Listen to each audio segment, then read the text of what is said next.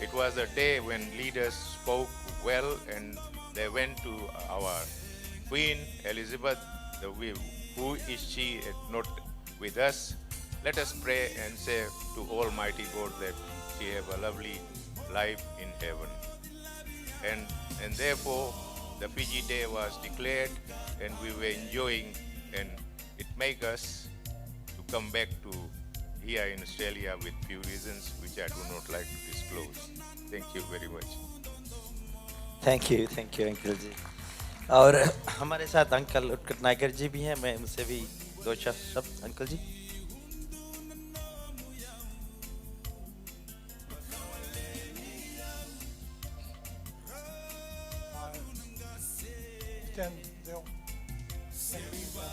Ladies and gentlemen, my name is Utkat Naikar. My claim to fame is I was coach of Super Rep Soccer for a year and a referee.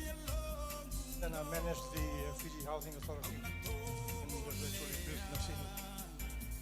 But anyway, at this occasion, our previous speaker has mentioned the previous history, and as they said, the rest is history. But I'd like to go back a bit and pay homage to Ratu Seru Jakambao.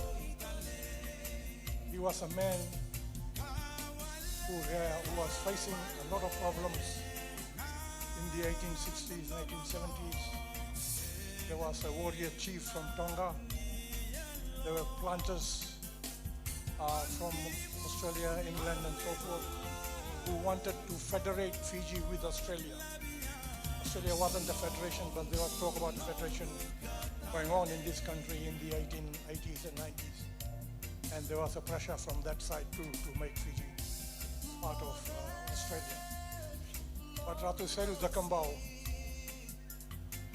withstood all that and had the courage to listen to advice and approach the British authorities to associate Fiji with the British. And again, as I say, the rest is history.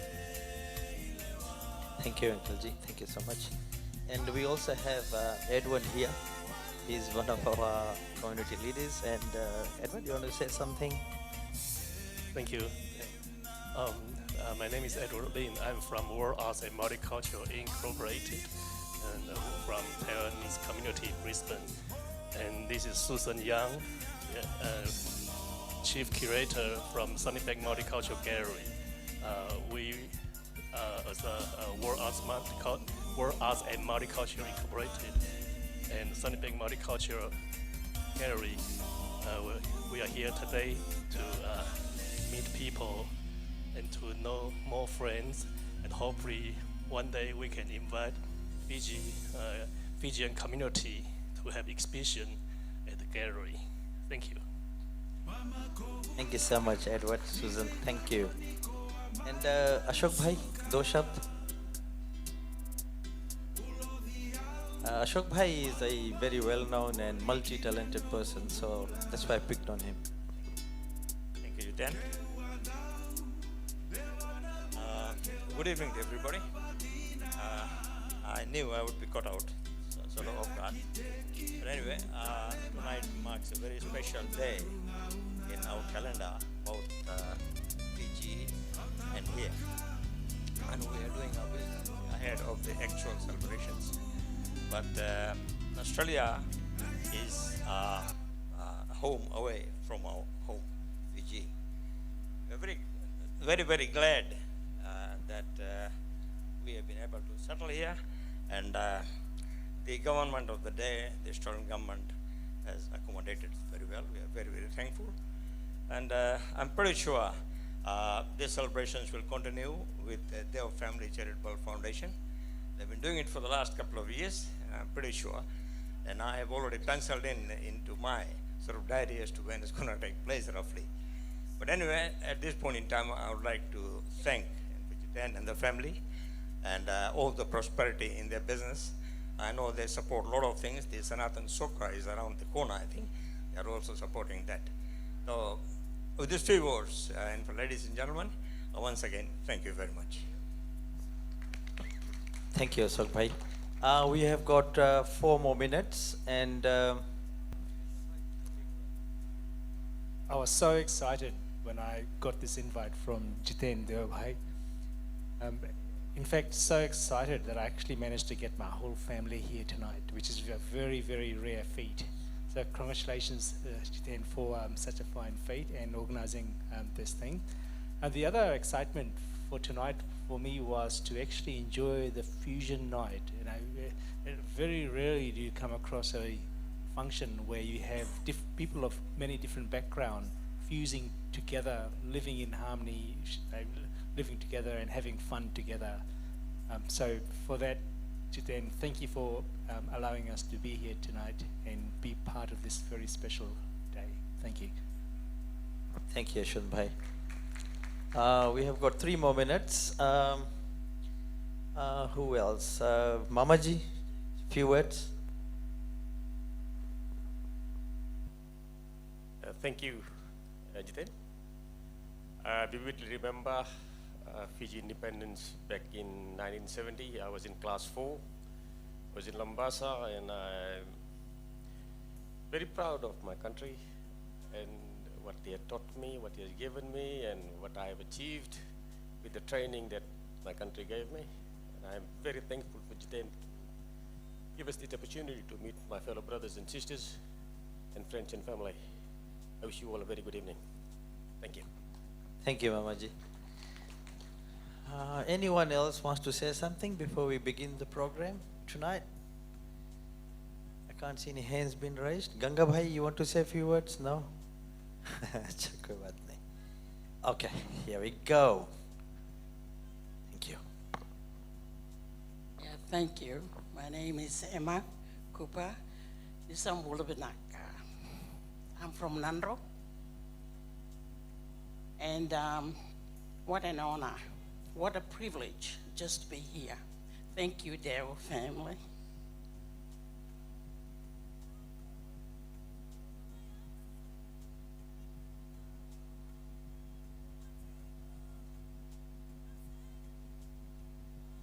We're all here as we see each other. We're all born in Fiji. Put your hands up if you're born in Fiji. There you go. Your mom, your dad, born in Fiji? Your grandma, granddad, born in Fiji? There you go. Whatever the thing we're talking about a Fiji Day. I can remember back, eating the history of Fiji. I went to Nandi Secondary School. That's a long time ago, before you people were born, some of you people here. It's only God ordained it for us to meet here. Whatever the story we may tell, is so blessed to be here. Huh? Does that make sense? I'll make it short. 1874, when Fiji was ceded to Great Britain, with Ratu Thakombau signed it. 70 years we've been the Fiji Day.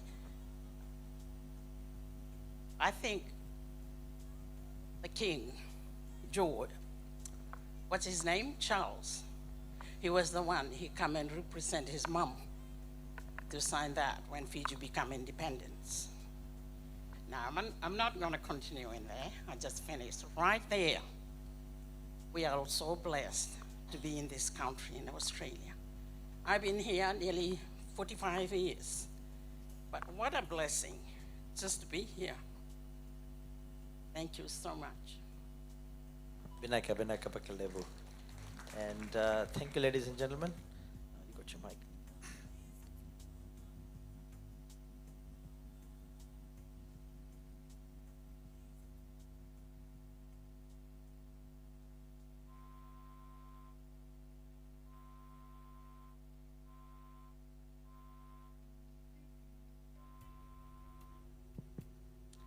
Bulavinaka again.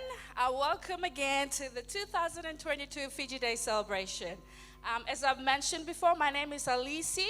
I will be your MC for tonight. So a couple of housekeeping rules. If you want to use the ladies or the men's, it's at the back, right at the back. Just when you walk out there on the right-hand side, there'll be the toilets. In case of an emergency, on the left-hand side is the exit sign where you can exit and assemble at the car park. Sorry, I'm a little bit out of breath at the moment. Bear with me as I go through our program for tonight. So we're starting off now today with, first of all, let's just wait for a couple more guests coming in now, making their way.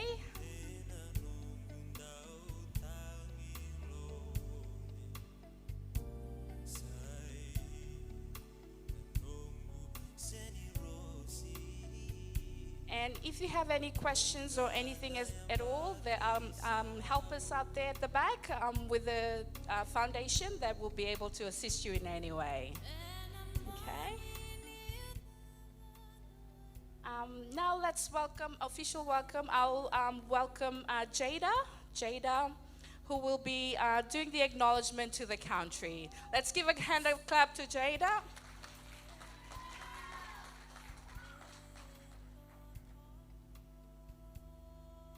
Hi, my name is Jada Ivinson. I'm a proud Waka Waka and Moringa woman who is also a descendant from Yoruba Island. Firstly, I would like to acknowledge the traditional custodians of this land, the Yagara people, and recognize their continuing connection to land, culture, and community. I would like to pay my respects to elders past and present, and would also like to thank them for allowing us to walk, learn, and play on their beautiful country. Thank you.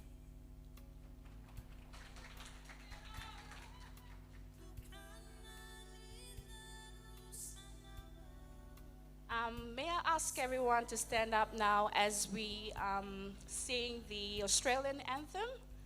And if you can remain standing for the Fiji national anthem as well, Vinaka.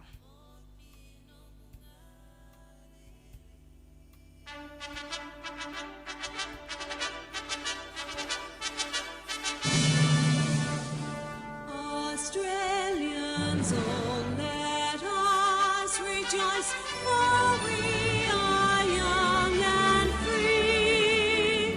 We've golden soil and wealth fertile. Our home is God by sea. Our land abounds in nature's gifts of beauty, rich and rare. History's page, let every stage advance Australia fair.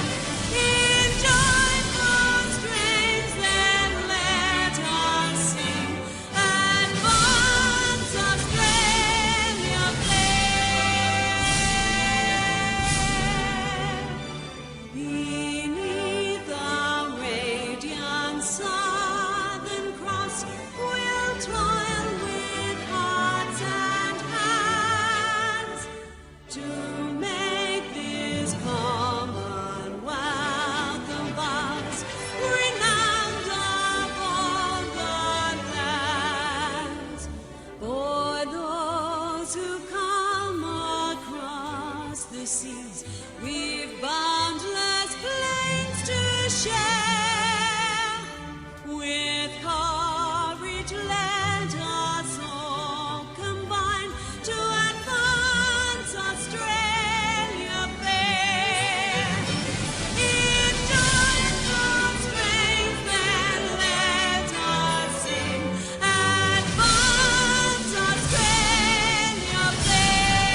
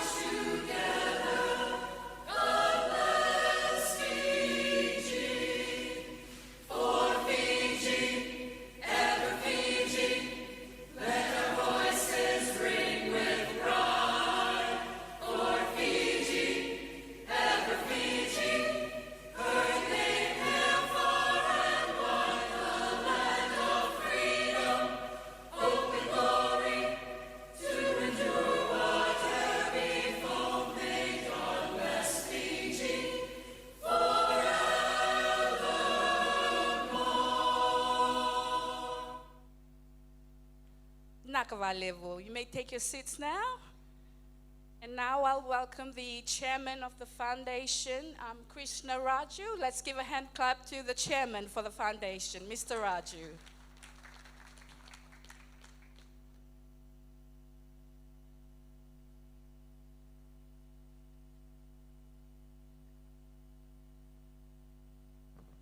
Thank you, Master of Ceremonies, Elisi. Good evening, ladies and gentlemen. Bula, namaste, and welcome. Good evening, ladies and gentlemen. I would like to welcome you all on behalf of the Queensland Fiji Independence Day Celebrations Committee, which is hosted by the Deos Family Charitable Foundation. As Fiji celebrates its sovereignty as an independent nation, today we acknowledge as well as we appreciate those beautiful moments that have all made us what we are all proud of.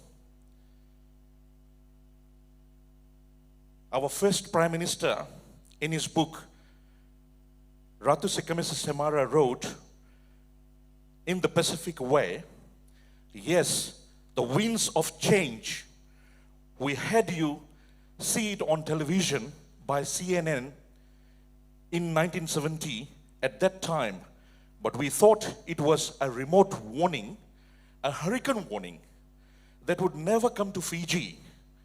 I belonged to the school that believed we should not be parted from the United Kingdom. And there were countries like the Isles of Man, the Channel Islands, who are on their own, but they are all part of the United Kingdom. And I think there are still some small islands in the West Indies. And I think the Virgin Islands is still a virgin. The words of Ratu Sekamesa Semara, the first Prime Minister of Fiji in 1970, in his book, The Pacific Way, wrote this beautiful paragraph.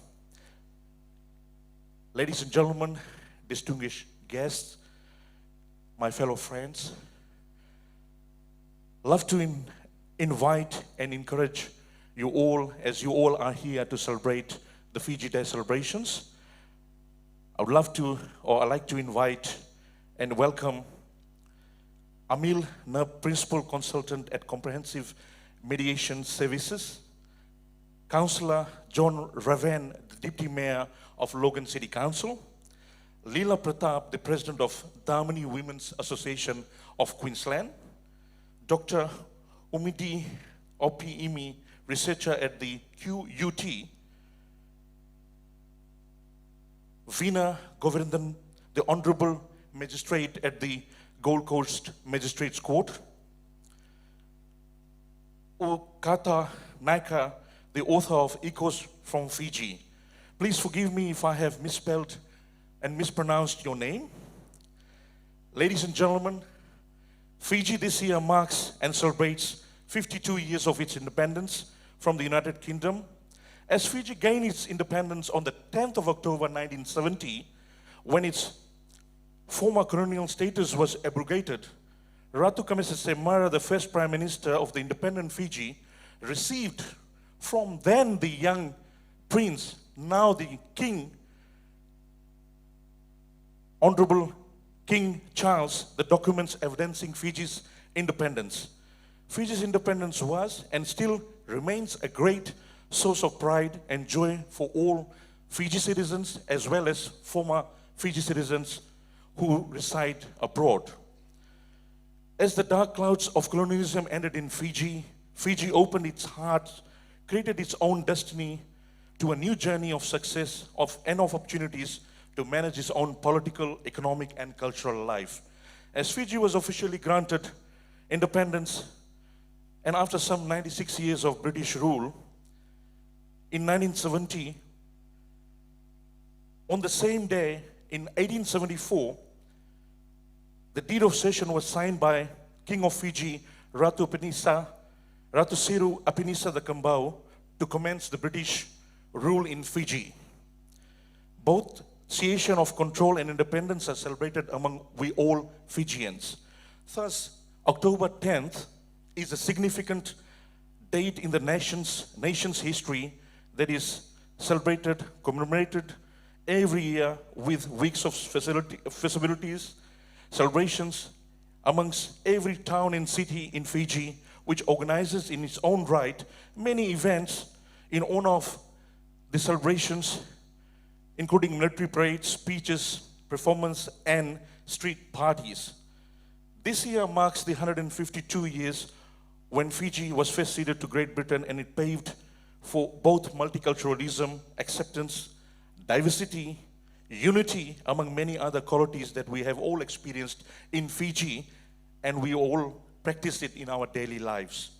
Indeed, we are all proud of our various achievements in education, sports, tourism, sugar, various industries, as well as making Fiji a better and a prosperous nation. Fiji continues to develop and mature in its legal system, judiciary, health, governance, and of all, becoming a responsible nation. Today, many challenges are affecting our development, including climate change, global warming, rising sea levels, and very recent health issues, which has all affected the global community, the COVID-19 virus.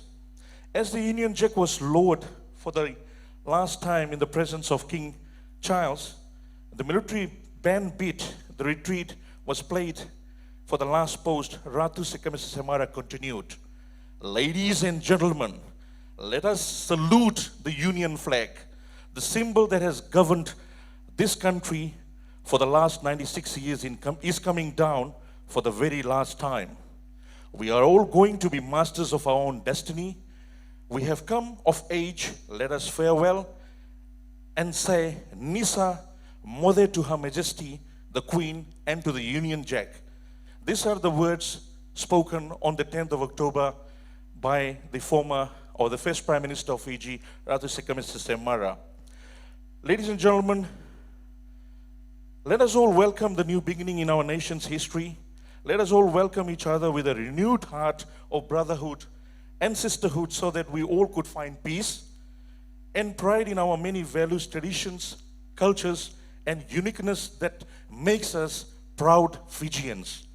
Today, Fiji Day is not only celebrated in Fiji, but wherever there is a Fijian residing in either Australia, New Zealand, United States of America, Canada, United Kingdom, Europe, Asia, and in the Pacific, we all are equally bounded together with the love, the aspirations, and many, many achievements that we have all come together to celebrate. Let us all fly our Fiji flag, the color blue, and shine a light to the world and to make our nation proud, wherever we are. Ladies and gentlemen, as the chair for tonight's program, I would like to thank from the bottom of my heart to Deo's Family Charitable Foundation, Mr. and Mrs. Jitendra Deo and Sanjeshni Deo, their sons Ravnil and Sonil, for the support, the kindness, and the encouragement, as well as Master Dhirendra Prasad of Galenda High School, Vinita Kumar, Shalini Maharaj, Radha Reddy, Sabhi Koringai, Soko Nico, who is away in Fiji, Philpo Nico, and our Master of Ceremonies, Elisi Naitenge. Ladies and gentlemen, with these beautiful words, I welcome you all for this beautiful evening. There is a lot of celebrations as we continue our Fiji Day celebrations. May God always bless Fiji. Bula Benaka, and a very happy Fiji Day. When then Prince Charles of Wales presented our instruments of independence in 1970, a sacred duty was placed on the shoulders of every Fijian.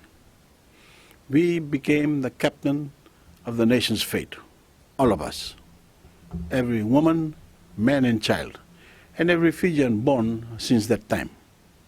For more than 5 decades, we have carried the great responsibility of sovereignty. It has burned as the pride in our hearts when we see our noble banner bloom. It has inspired our effort to build up the country, to protect and empower every citizen, and to speak with power and purpose in global affairs. And it led us to the unity forged by the 2013 Fijian Constitution, that uplifts every Fijian of every faith, background and creed. It is impossible to tell that history without paying tribute to her late Majesty Queen Elizabeth II. I had the great honor to attend her funeral in London and meet with His Majesty King Charles and wish him a successful reign. We mourn Her Majesty in gratitude for the service she gave and the noble example of leadership she set. We bid her farewell with fortitude. We must summon to continue to secure the future we deserve.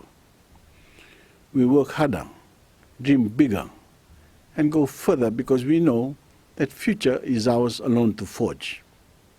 52 years of independent history have taken our people through the valleys of challenges and the peaks of triumph, few more decisive than our national victory over COVID-19.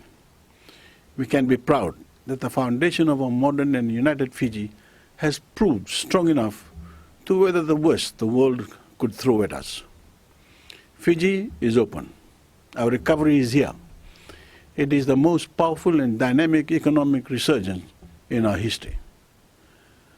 Through COVID, cyclones and global recessions, we have proved our resilience.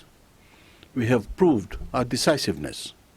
We have given birth to a new and genuine democracy, a fairer Fiji that is more equitable and inclusive, a more principled Fiji that is committed to rooting out corruption, a more capable and caring Fiji where government supports the people with better and more accessible services, and a more noble Fiji where our young are inspired by a stronger voice in foreign affairs. Education is free. Universities are more accessible than ever. The economy is growing faster than ever. Social protection is more generous than ever. Conducting business is becoming easier than ever, and taxes are low.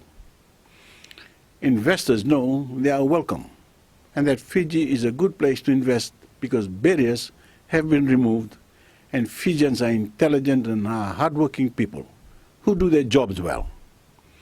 And we should all be proud to have one of the most resilient and successful tourism sectors anywhere in the world. It is not only leading Fiji's recovery, but leading among nations. As members of our diaspora community, your achievement in industries around the world is an inspiration. You have found great success as entrepreneurs, nurses, caregivers, doctors, engineers, and other professions.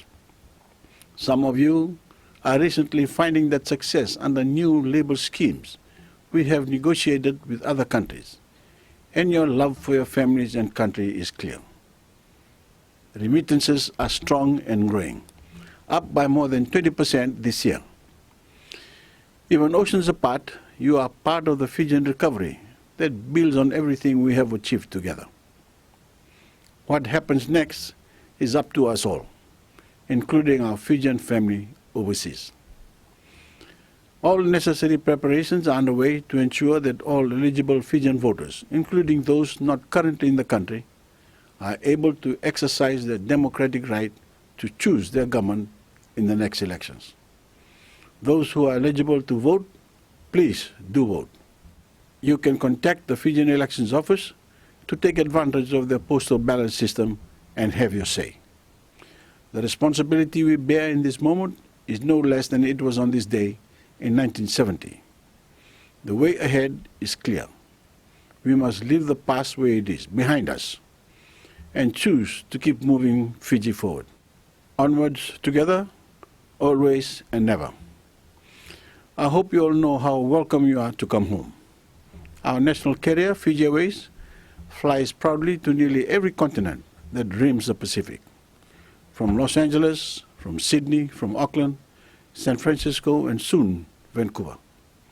There is a seat en route to our islands with a name on it.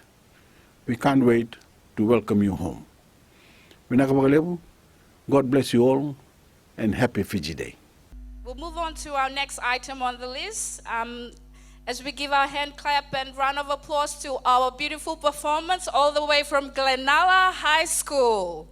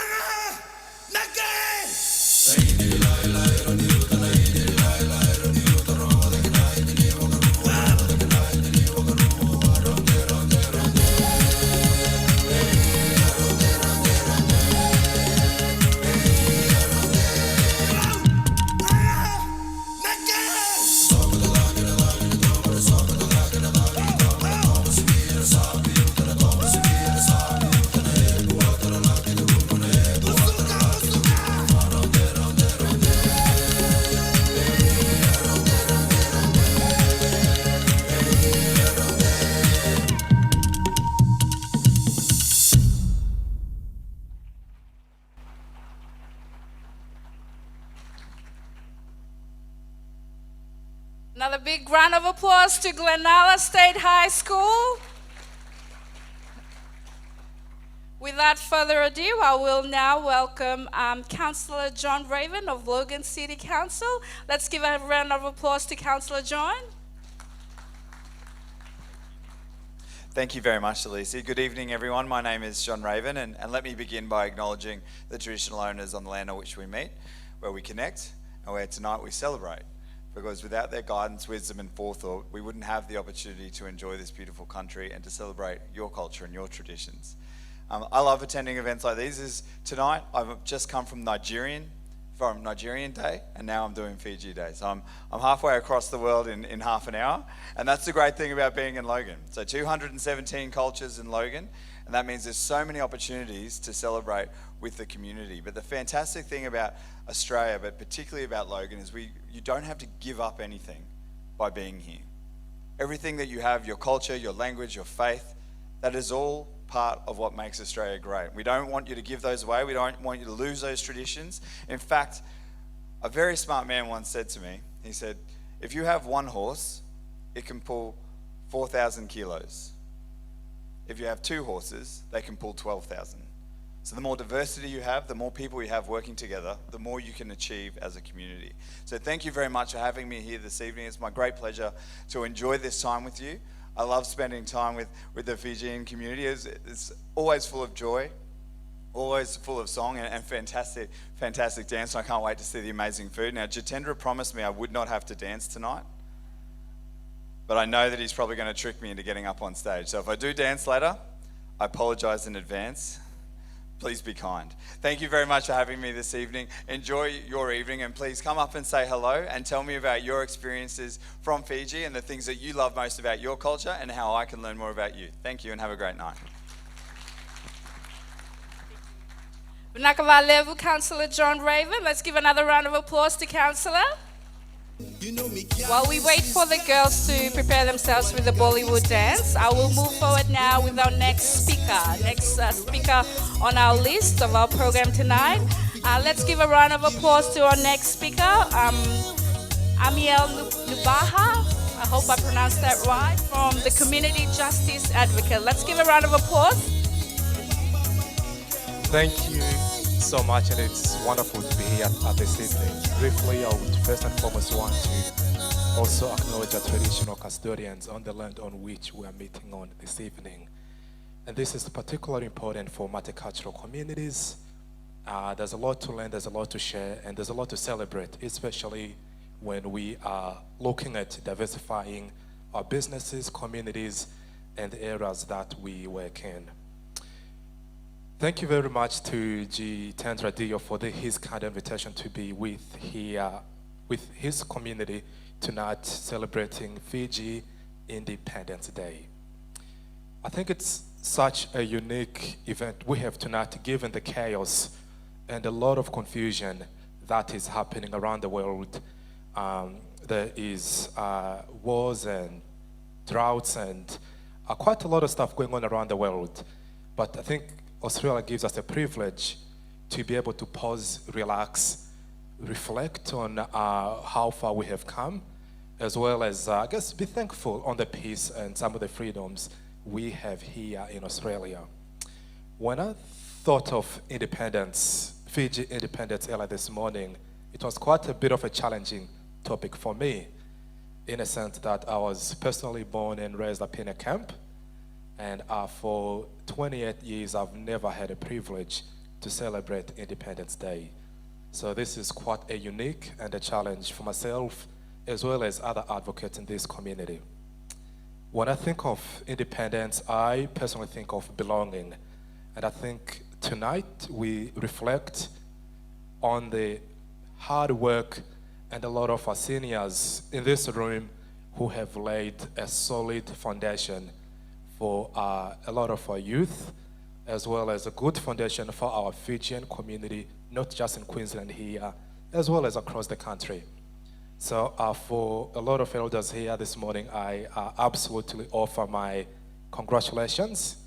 And it's a challenge for a lot of our young people who are in this room, where we often take independence, freedoms we often take those things for granted and forget that these are the things that a lot of people had paid a massive sacrifice for them.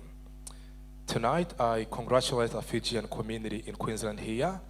I think we've learned so much from them. On a personal level, the first time I met a Fijian colleague, I was at Mansfield State High School and I was not in a suit. We had just migrated from Hobart to Brisbane. And back then I had one pair of socks, one pair of shoes, and I had not a lot going on at the time. Through his contact, he offered me a pair of socks. And through him, he allowed me to be able to have something to change to. And later down the track, in my own profession as a mediator, as well as a lot of work we do in community advocacy, I've reached out to him to ask and unpack what was going on at the time. And briefly, he told me some of the words which are quite powerful to reflect on tonight. That as much as we are Australians, we still have our Fijian culture, our Fijian blood, which is pumping through our streams. And as much as we are here, we will never forget where we came from. And those are the few words he shared with me a few months ago, and are the words I would want to encourage a lot of us in this room tonight. That as much as we are here and enjoying our liberties, enjoying our freedoms, exploring different ways to run businesses and help our own community, we must never forget where we came from. Congratulations, and may you all have a wonderful night.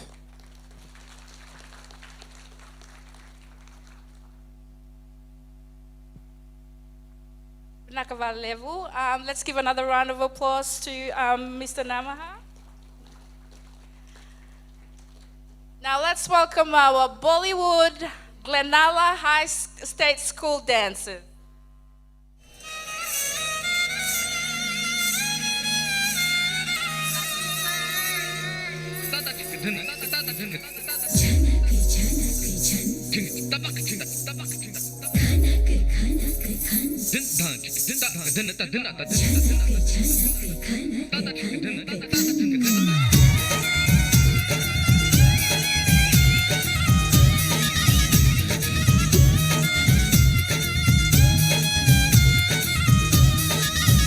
मेरा झुमका उठा के लाया यार वे जो गिरा था बरेली के बाजार में मैं तो ठुमका लगा के शर्मा गई बोली घूम कर बता दे के मैं आ गई मुझको लचा के नाच ले आजा नाच ले मेरी यार तू नच ले झनक झनक झनका ओ नच ले मेरे यार तू नच ले अब तो लौटा है बाजार सबको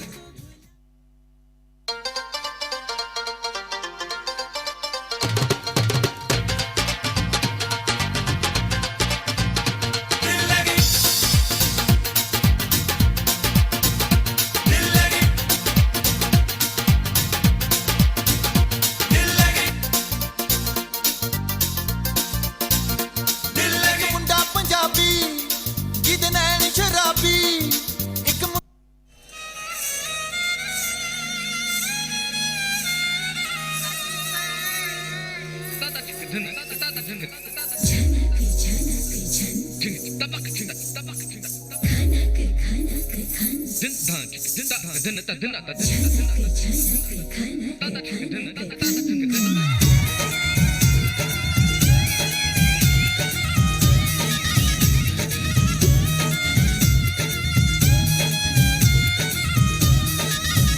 मेरा झुमका उठा के लाया यार वे जो गिरा था बरेली के बाजार में मैं तो ठुमका लगा के शर्मा गई बोली घूम कर बता दे के मैं आ गई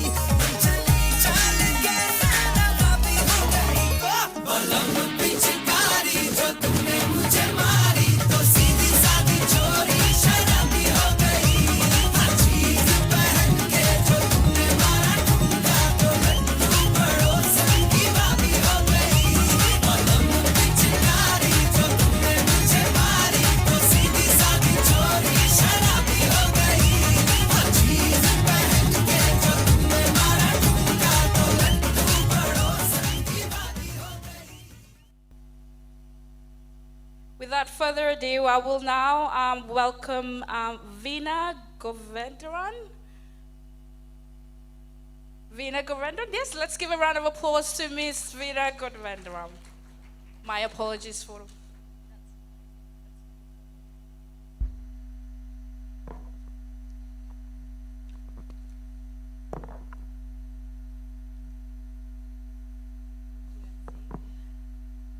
Good evening, namaste and bula. I respectfully acknowledge the traditional owners of the land on which we meet and pay my respect to the elders past, present and emerging. I would like to acknowledge the attendance of all the guests who have been acknowledged by Mr. Raju, the chairperson of the Deo Family Charitable Trust. I'd also like to acknowledge everyone in this audience. There are numerous persons in this audience who are my elders, some of whom I have known for my entire lifetime. They have always showered their very, very sincere blessings. Thank you for your attendance today. When Mr. Deo spoke to me about this event, he requested that I address the audience here today about a topic which is inspirational and hence the serious part of all the speeches today. As we have heard, we are here today to celebrate Fiji gaining independence in 1970. What does Fiji gaining independence mean to you all? In short, to almost all of you, it means freedom from being governed or ruled by another country. That is what I call a macro effect of gaining independence. Having gained independence on a macro level, what I would like to query with you today is, have we gained independence on a micro level? When I say on a micro level, I mean on an individual level, at our community level. I want to take the opportunity provided by this platform today to talk about independence at a micro level. And that is, if I can please have the first slide, independence of individual minds, the state of mind that permits expression of a conclusion without being affected by influences that compromise our judgment. In my humble opinion, independence of Fiji could not have been gained but for the independence of the minds of our ancestors. Why do I talk about independence of minds on a micro level? Because our dependence on influences is having a significant impact in our homes and our communities. The reason why I am making this statement is because I am seeing firsthand, as I preside as a magistrate in numerous cases on a daily basis, the negative effects of lack of independence of minds. Lack of independence of minds impacts on persons who appear before me, and that has a domino effect, and that in turn plagues our community. That impact lasts for generations. The present young generation, our children, are being impacted by lack of independence of minds. In order to engage in the concept of independence of mind, we must consider what are the influences which compromise our independence of mind. There are many things which influences our independence of mind. I don't have time to talk about all of them today, but I will address one, and that is the stereotypes we hold. I choose not to use the word hold. I will use the word possess, because we do possess these stereotypes, which influences our state of mind, and that in turn leads to prejudice in our homes and our communities. These significantly compromise the core existence of our family members and our children. There are many stereotypes we possess. I will talk about only one today, and that is gender stereotype. What does that mean? Gender stereotype is a generalized view or preconception about attributes or characteristics that are or ought to be possessed by women and men. or the roles that are or should be performed by men and women. I'm not here to talk about women today or women's rights. I am here to talk about both men and women. Both genders contribute significantly to their homes and our communities. Gender stereotypes can be both positive and negative. For example, women are nurturing, men are not, or should not be. Men should not show emotions because then they are not a man, whereas women are permitted to express their emotions openly. Women are weak in every aspect when compared to men. It is the sole responsibility of a man to take care of the household. On a soccer field, telling a player, you kick like a girl, ladki ke rakam khelta hai. A girlfriend who is an accountant said to me at an event, my back is hurting from sitting at work all day. I suggested to her that she go to a gym and strengthen her back. Her dad was standing nearby and he said to me, I don't want my daughter looking like a man. It is okay to admire female Bollywood stars who are looking very fit, but it is not okay to send a daughter to a gym to improve her health. These thoughts and comments are stereotypes. Some women who appear before me are abused verbally and beaten if they don't know how to cook or don't cook well. The photos I am shown by prosecution of the injuries these women suffer just because a woman did not cook a meal is, to say the very least, very disturbing. I want to be very clear, what I am saying is not limited to ethnic communities. This occurs in non-ethnic communities as well. We possess these stereotypes. We then nurture and grow generations of individuals who have a state of mind that does not permit expression without being affected by these stereotypes, which then compromises their judgment. If the stereotypes we possess are not changed now, we will keep producing generations who do not have independence of their mind in order to nurture a home which is free from stereotypes, to nurture open and supportive relationships with their children and their communities. When sitting on the bench, it is very important for me as well to be very mindful of any stereotypes I myself possess. I am very blessed to have the guidance of someone who asked me many years ago to give her an undertaking. At the time, as a lawyer, I was only familiar with legal undertakings. The undertaking I was asked to give was, whatever I do, say and think will be for my greater good and for the greater good of all. These words help me to check in my independence of my mind every day and helps me to evaluate the decisions I make in a courtroom.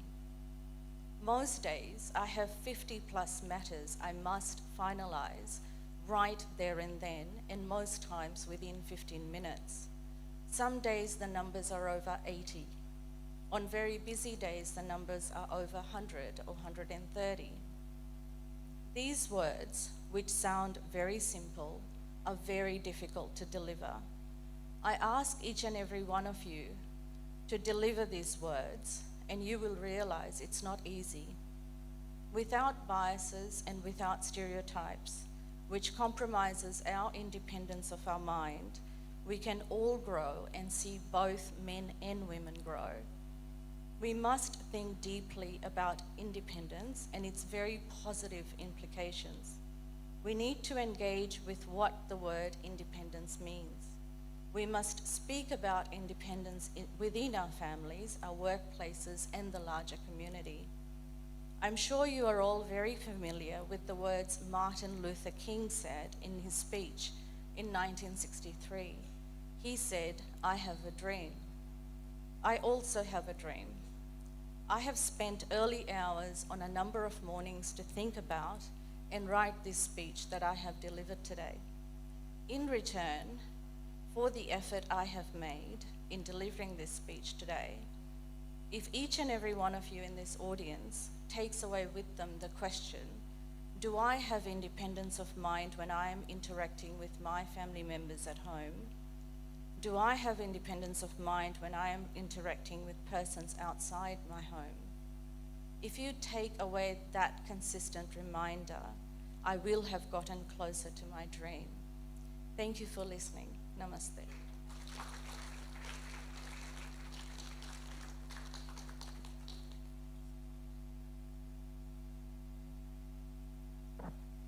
Another round of applause to Miss Veena. Thank you so much for the in-depth perspective of what you do as your professional.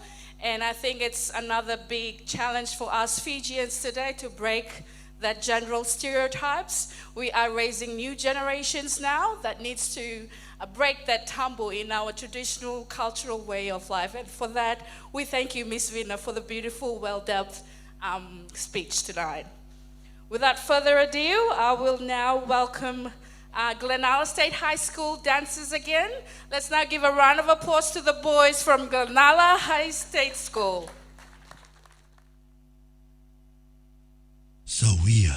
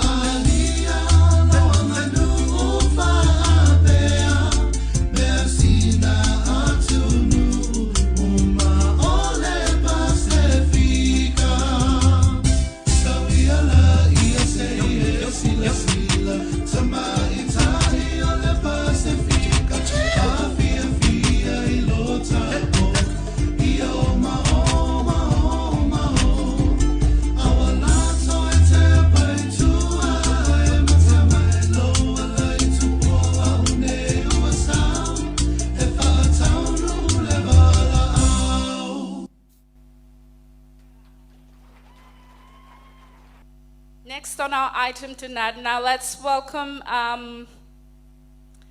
Mithun Sargam from Sargam Music Academy, who will be performing a song tonight. Let's give a round of applause to Mithun. Good evening, everyone. A very happy Fiji Independence Day to all of you here. It's a privilege to be a part of this celebration.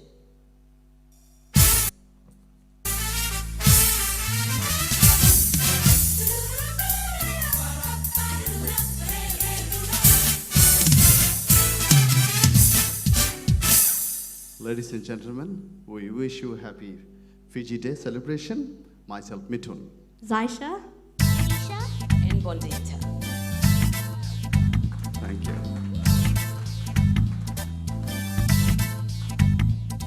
Say shava shava, say shava shava, say shava shava, say shava shava.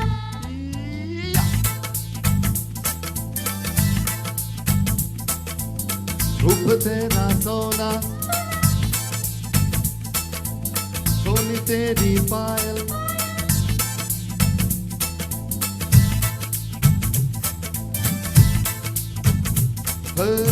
रूप तेरा सोना सोना, सोनी तेरी पायल, छन छना छन ऐसे छन के कर दे सबको घायल, कह रहा आँखों का काजल, इश्क में जीना मरना. Everybody, shava shava, mahiya se shava shava, mahiya se shava shava, mahiya se shava shava.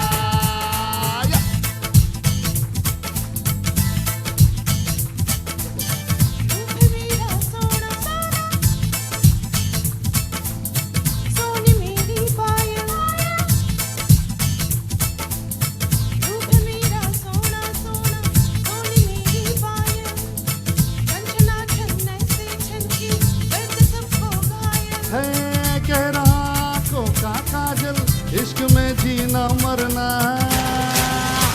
everybody. Shawa, shawa, Mahiya say shawa, shawa, Mahiya say shawa, shawa, Mahiya say shawa, shawa. Yeah.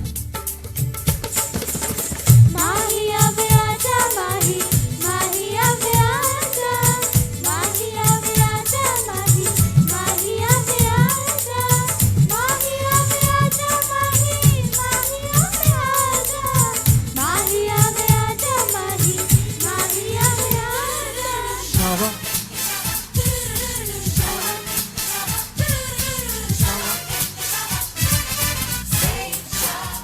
Allah.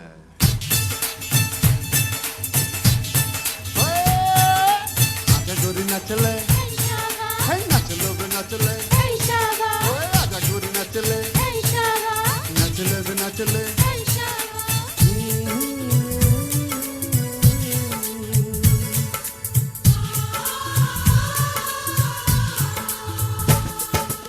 इन कदमों में सांसें वार दूर रब से ज्यादा तुझे प्यार दूं. रब्बा मैनू माफ करे, रब्बा खैरिया हाय मैनू माफ करे. सुनके तेरी बातें सोनियार वे, माही मैनू तेरे नाल प्यार वे, हाय मैं मर जावां दिल जाने, हाय मैं मर जावां. ऐ शावा शावा माहिया से शावा शावा, माहिया से शावा शावा, माहिया से Shava Shava.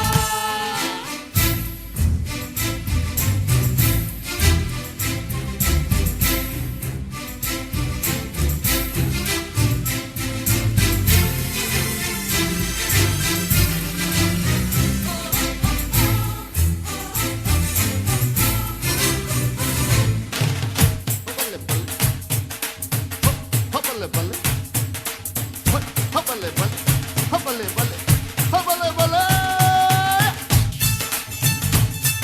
Come on, guys. Allah.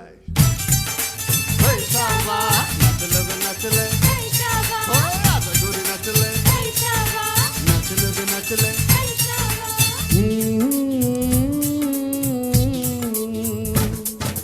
देखा तेनू पहली पहली बार बे, होने लगा दिल बेकरार बे. हाय मैं की हो गया, रब्बा खैरिया हाय मैनू की हो गया. तुम तो मेरी जिंद मेरी जान वे, मेरी तो ज़मीं है आसमान वे, तुझ बिन मैं किस तरह रब्बा खैरिया हाय मैं किस तरह.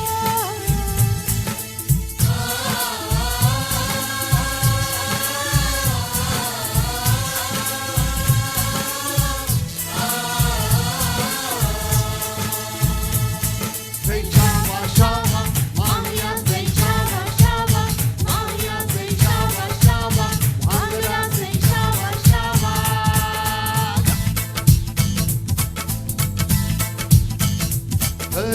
रूप तेरा सोना सोना, सोनी तेरी पायल, छन छना छन ऐसे छन के कर दे सबको घायल. कह रहा आँखों का काजल, इश्क में जीना मरना. Come on everybody. Hey, shawa shawa, Mahiya say shawa shawa, Mahiya say shawa shawa, Mahiya say shawa shawa. Yeah, shawa shawa, Mahiya say shawa shawa, Mahiya say shawa shawa, Bhangra say shawa shawa. Come on, sing with us. Shawa shawa, Mahiya say shawa shawa, shawa shawa, shawa shawa, Mahiya say shawa shawa, Mahiya say shawa shawa, Bhangra say shawa shawa. Shawa shawa, Mahiya say shawa shawa, Mahiya say shawa shawa, Bhangra say shawa shawa. Shawa shawa, Mahiya say shawa shawa, Mahiya say shawa shawa, Bhangra say shawa shawa. Yeah. Thank you. Thank you very much.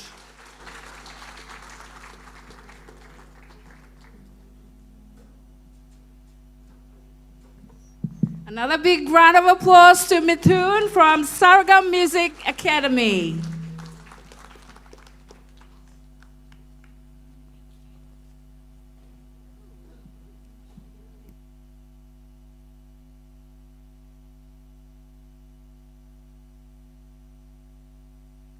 Sorry. Now, next on our program, we have, I have the privilege to now welcome Dr. Orley.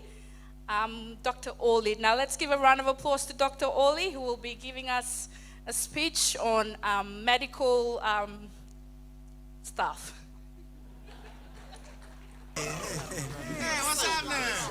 Thank you very much. It's wonderful to be here tonight and seeing your beautiful smiling faces on a beautiful day like this. It's a privilege and an honor to be here for the second time. So, I'll start with a short story. When I first arrived here at a medical conference for scholars, I met somebody called Dr. Hina Akbar. She's sitting over there. So she pulled me up to the side and said to me, make sure your research is diverse. Make sure there's not just one set of people in your research. And that set the tone for what I've done over the last 5 years. So what I do here is I use MRI to take pictures of people on the inside, cardiovascular MRI research. But before I get into all of that, we'll talk about that later on. The late, great Marvin Gaye, in the music you're hearing now, What's Going On? He mentions the word, talk to me so you can see what's going on. And I find that it's very important for all of us to talk to one another. He said, talk to me so you can see what's going on. The interesting thing about seeing there, he's talking about perception. And the interesting thing about perception is that according to the great William Young in the book The Shack, he said paradigms power perception and perception powers emotional response. Now, the emotional response we're looking for is we want more diversity in research. But here's the funny thing. It starts with all of us talking to each other. So look to the neighbor on your right, give them a little nudge and say, talk to me. Nudge your neighbor, talk to me. Look at the one on the left, give them a little nudge and say, talk to me. Talk to me, talk to me, talk to me, talk to me, talk to me. And that's the beauty of what we need to do. But what's the reason? What's the end game here? Where are we going with this? Now, in 2011, we discovered, after the miracle of the Human Genome Project, we discovered that 96% of the population that made up that research, that great big work, were Caucasians. So 4% for the rest of us all around the world. Now, that hasn't changed much, and that's for drug research. Medical tech, which I'm involved in, is even worse. But here's the thing. Now, I cannot say no to Dr. Hina Akbar, and so I made the research that I did more diverse. But here is the thing. We need to boost that 4%. It needs to go way, way up. And the only way we can do that is to talk to each other. The only way we can do that is to talk to each other. And when we talk to each other, we begin to shift that paradigm. And when we begin to shift that paradigm, we begin to invite people to get involved in medical research. Do you know that you can also be a part of medical research here in Brisbane? And there are wonderful, miraculous things going on besides cardiovascular MRI. There's nanotechnology, AI going on. The first artificial heart that doesn't have a heartbeat is going on here. But you need to be a part of that too. And it starts with you talking to somebody. Look at your neighbor again and say, talk to me. Give them a nudge. Say, talk to me. Talk to me. Talk to me. And so I'll be here for the rest of the evening with every single one of you. Please come and talk to me. And let's do something great together. And the end game is that we have a seat at the table so we can do something wonderful and miraculous. Thank you so much for having me. I love you all, and I look forward to talking to you. Thank you.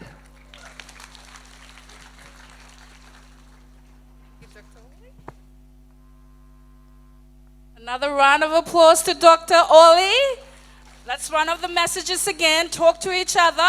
In order for us to boost that 4% he's been mentioning, we need to talk to each other. Next on the list, are you enjoying the night tonight? We are having fabulous speeches, a lot of things to take back home and work on our individual lives and as well as our families tonight. I'm enjoying it personally with all the speeches that are happening tonight. Now, let's give a round of applause to our dancers from Glenalla State High School again as they make their way up now for their next performance.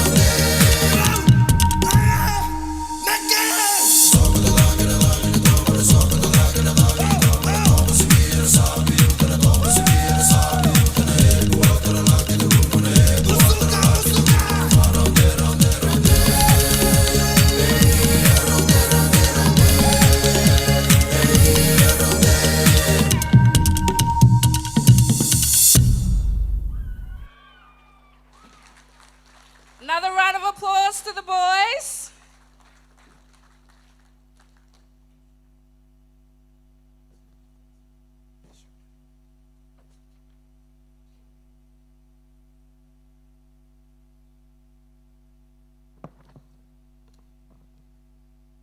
Hope you're enjoying your evening tonight, enjoying the performances as well. We do apologize for the mishaps here and there.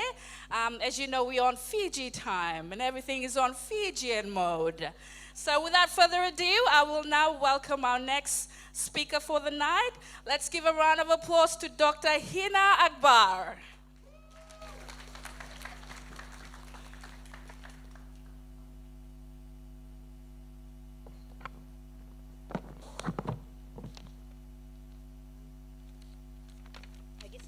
This mic and I haven't brought my glasses yet. I've got a speech, so I'll see how I get through tonight. Before I do that, I just wanted to start by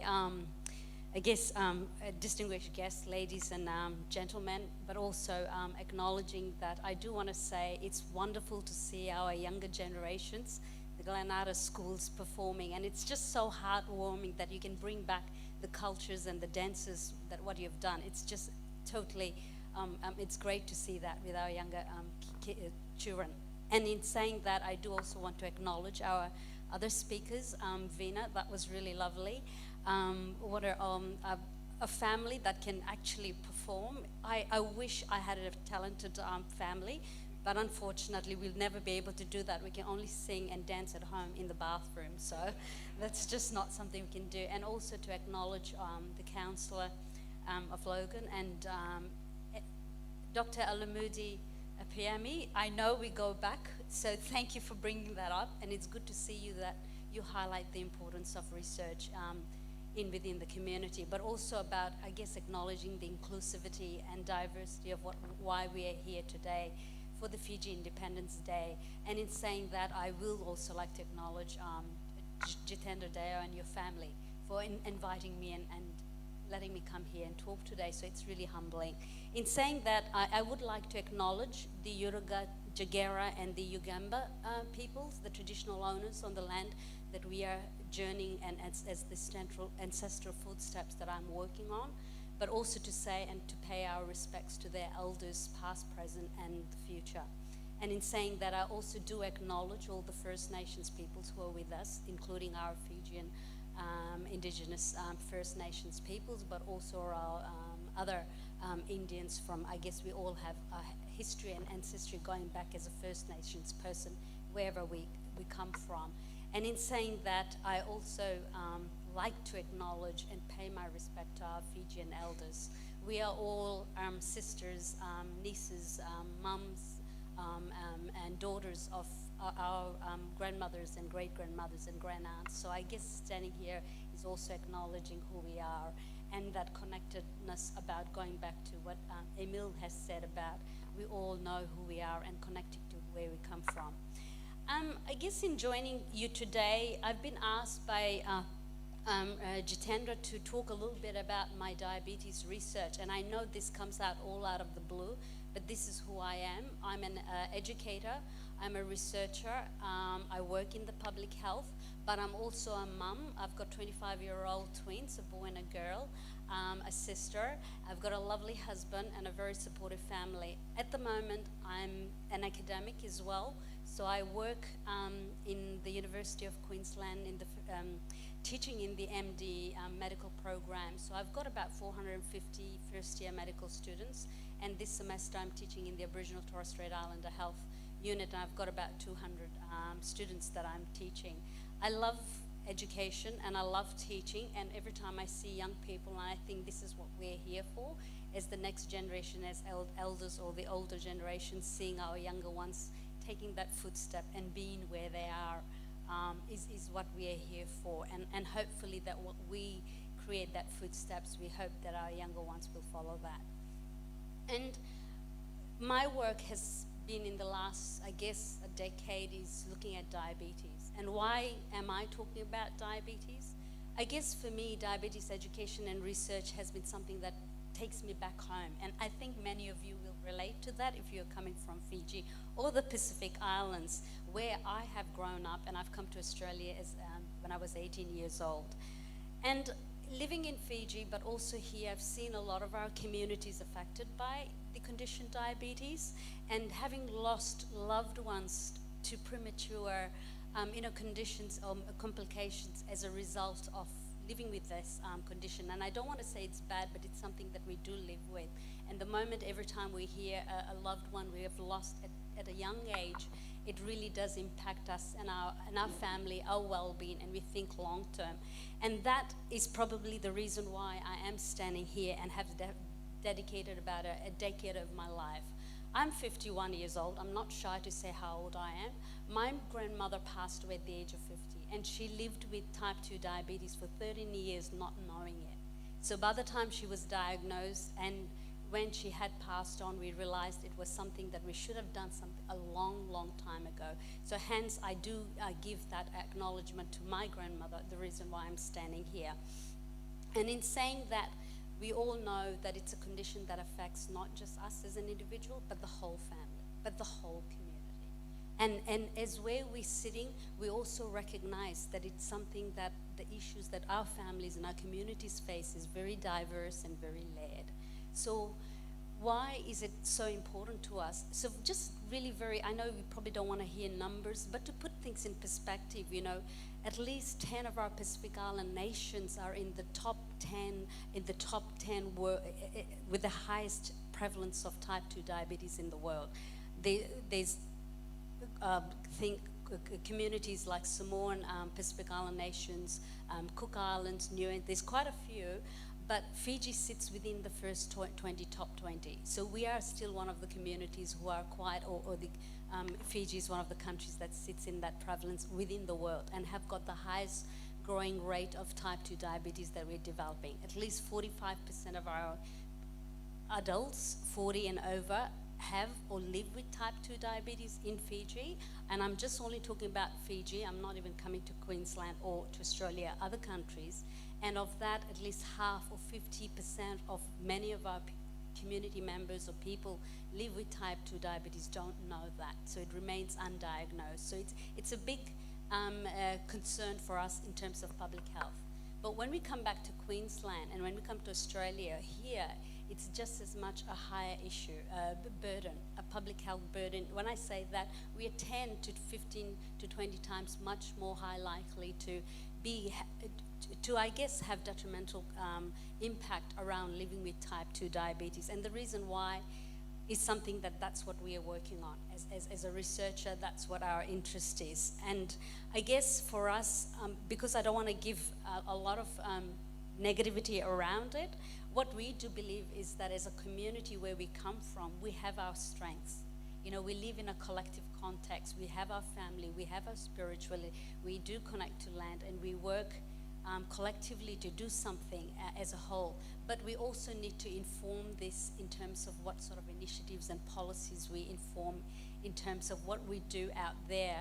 And living in Australia and in Queensland, it also implies this type of service delivery and the type of health promotion programs that we are interested in considering. And in coming to that, I guess I've spent from 2013 to 16, 17, when I met Dr. Moody, I had just finished my PhD looking at diabetes self-management, and I was very blessed to get Diabetes Queensland and Australian Postgraduate Award to actually work and engage our community, our mums and our women and their communities to look at what diabetes meant in the community. And what that meant was that allowed me, through my postdoc journey, again very humbled and very fortunate to get some funding to actually develop a Pacifica Diabetes Wellness Program. And we are very lucky now that with that program that was developed with, for and by our women and their families. And so what it meant was that our families and our women were very much part and pinnacle behind in actually co-designing and co-developing something that was culturally specific to our community. When I say Pacific, I also include Fiji, but I also include other Pacifica Maori communities. That includes and acknowledges the language, the cultural diversity that we live in. So living in Australia means we also collectively have to think a way that our government and our politicians also consider that diversity when we're thinking about service delivery, when we're thinking about health promotion, when we're thinking about program. So I guess in saying this, what I wanted to say was that while I'm here, I'm not here to tell you what I'm doing. We were very lucky to actually just, we have actually received a funding through Diabetes Australia to now pilot a program that we have developed. And it's a 24-week culturally tailored program that we're engaging our women within the Southeast Queensland to actually, of all backgrounds, to actually be part of it. So I guess here it's an opportunity for you to, if you really want to know more about it, please come and talk to me. I have flyers, we've got a website and Facebook that we can promote that. And you know, it's an opportunity for our communities to actually be part of that program. If you want to know more about what I do outside of the space, I do a lot of work with our communities and am part of the Pacifica Women's Alliances that we set up in 2013, and it's an NGO, non-government organizations, and I can see maybe we do have a few of our members part of the Pacifica Women's Alliances, and they have been pinnacle and have partnered in ensuring that our programs and our projects are really tailored to ensure that our families, you know, we're building stronger and healthier families as we go along this. So in finishing that, I guess I just wanted to say something that we always talk about, where we stand from, you know, in our traditions, in our cultures, we weave mats. And what we're doing now, I guess everyone in our own space, with our women, we're weaving these mats collectively. That's something that we will not be able to sit on, but we hope that our children and their next generation will have that opportunity to sit on. So I want to finish off by saying Vinaka Vaka level. Thank you.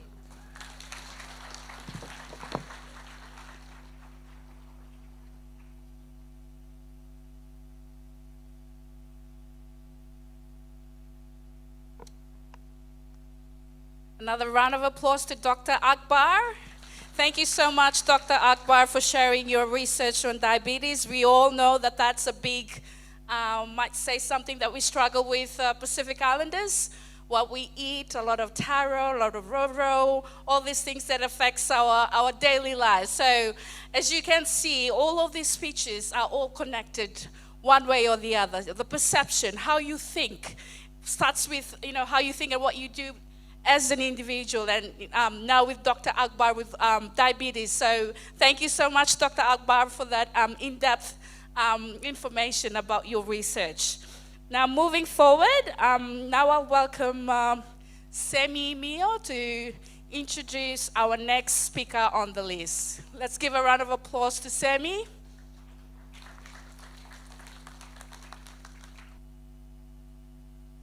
Namaste. Assalamu alaikum, Bolavinaka. Been asked to come and announce that the chef has left with all the food.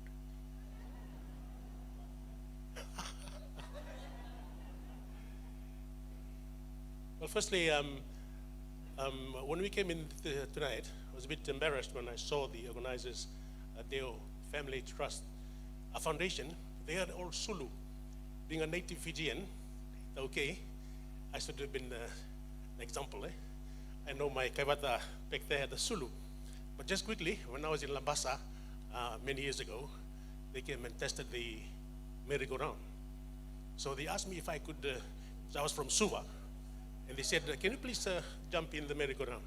So, I was, don't give up. So I jumped in the bucket, and I had my Sulu.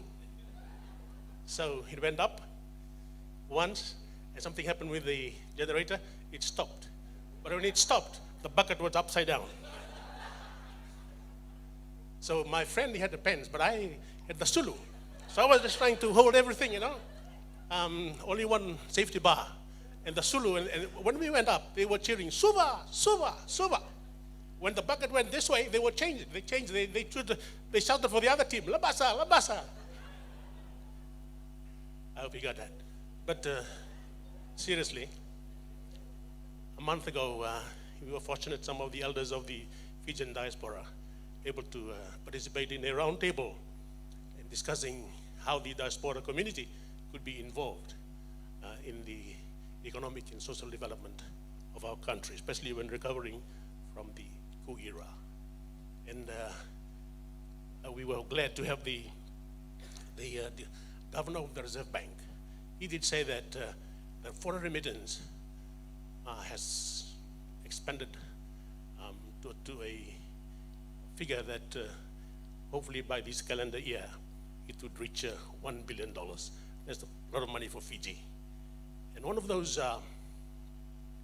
biggest contributors, they say, was from Australia. So give us a big hand of applause. The Australian diaspora is one of the biggest contributor to the foreign remittance to help our people back home. But today I was here to introduce our next speaker. The FIP group, through one of their subsidiary, is a recruitment agency that recruits seasonal workers from Fiji. And they're in the thousands, and I know in the last media report, they would expand the numbers a lot, which will then increase our foreign remittance.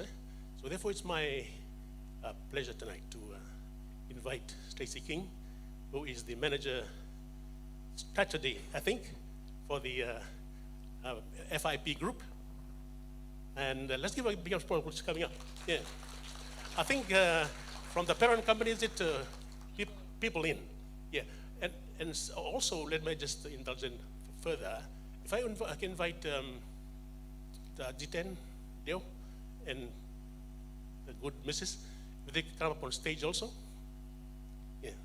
Now, next Saturday, Fiji, the Deo Foundation is very unique.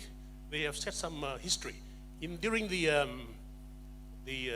COVID, they were the only organization that organized the Fiji celebrations all around the world. So the Prime Minister was able to provide the speeches last year and the previous year. No other Fiji community, but only us in Brisbane, and we were so fortunate to have them have those speeches. And I believe the speeches is following the next few days, which will have it in the next Friday, next week. But quickly, next Saturday, we're having the seven-a-side tournament in Sunnybank. And that's the reason the money people from FIP, they are the major sponsors. Thank you so much for sponsoring that. And also, we have the secondary sponsors at Judicial group, and also Deo Foundation. They've also, Family Foundation, they have so willingly and generously sponsored the program. So may I just ask if they could stand here and have the photographer, please? I know let's give them a big hand of applause. Oh, yeah. That's why he's the deputy mayor. Thank you, mate.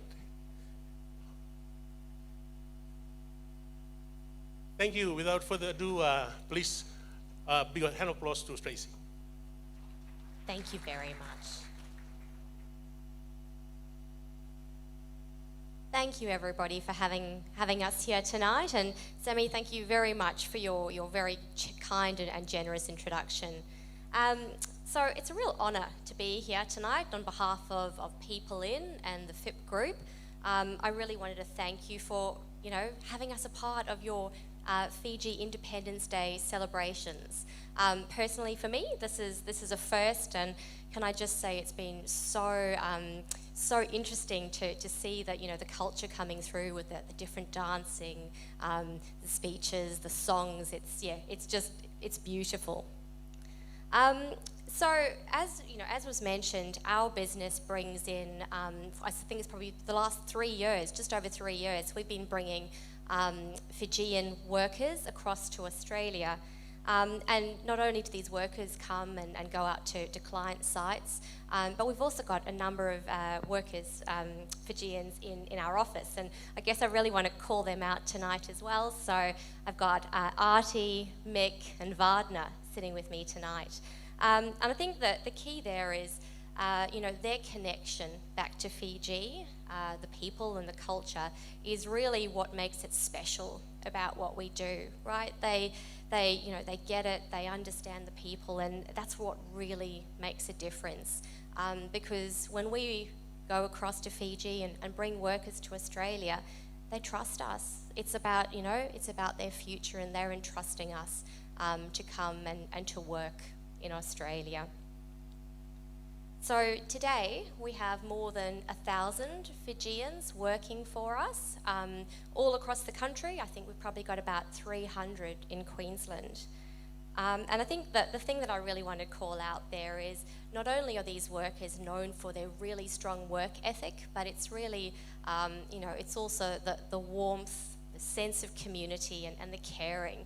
And, we see it from church groups, through to local sporting teams, the Sevens next weekend, and can I tell you, we're all pretty excited. Everyone's coming down with their families, and it will be really good if you can come along. But I think the key for me there is, these Fijians that have come to Australia, they're there and they're making a difference. So I wanted to share an image that stuck with me.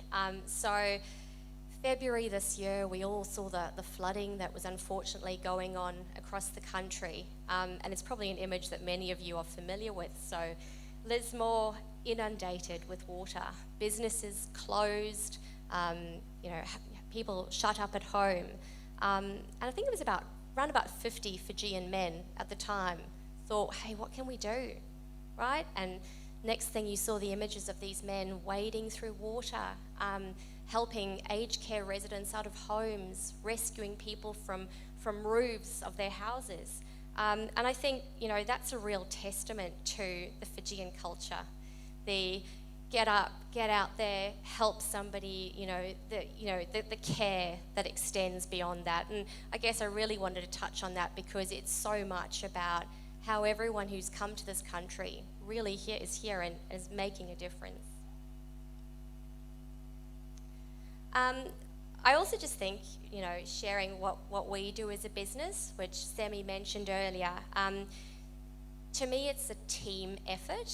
So it's as much as about, when someone comes across here to work with a client, but it's how do we help them develop skills that they can take home? How do we help them in terms of, remitting money back home in terms of their communities, their families, the projects that they may have in terms of, developing, building a house, building a school, and it's really around that sort of prosperity for Fiji.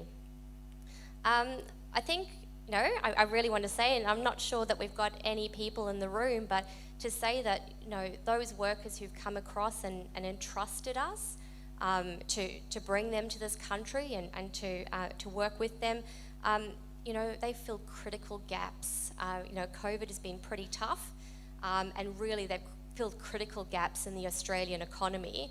And really, well, I'd say that Australia probably wouldn't be where it is today without all those people making such an effort. So I just a thank you there. I think the other thing, and just to share, so I'm not originally from Australia either. I also came to these shores, and I think it's recognising that support structure is so important. And seeing everybody here tonight, it's great to see that sense of community and that support structure. And I wanted to call out the Deo Family Charitable Foundation. You obviously, create a great network and support, so thank you. And also the Fiji Community Association. There will be many others, but I'm sure you really feel the difference that they make. That's it from me. I just really wanted to say thank you once again. It's a really, been a really interesting and exciting evening, and I look forward to catching up with anyone later. Thank you.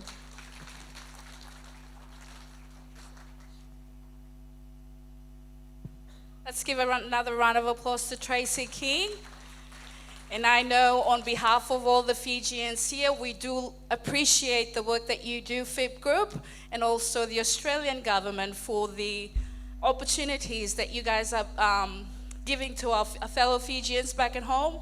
I know for a fact, as a young Fijian who was born, bred in the village, I know what it's like to have no income or struggle on a day-to-day basis. So it is, personally, it is a very, very blessing for the Fijians with the opportunities that are opening up. I know we all have seen that in Facebook and other social media platforms, and also helping our economy as well with all the money that we send back home, improved of standard of living. Everything is just becoming good, and people are living above the basic needs. So Tracy, thank you so much for your FIB group, for what you do for the Fijians.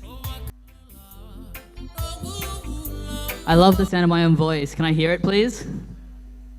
How are we tonight, guys? I didn't hear someone. Please, say it again. How are we tonight?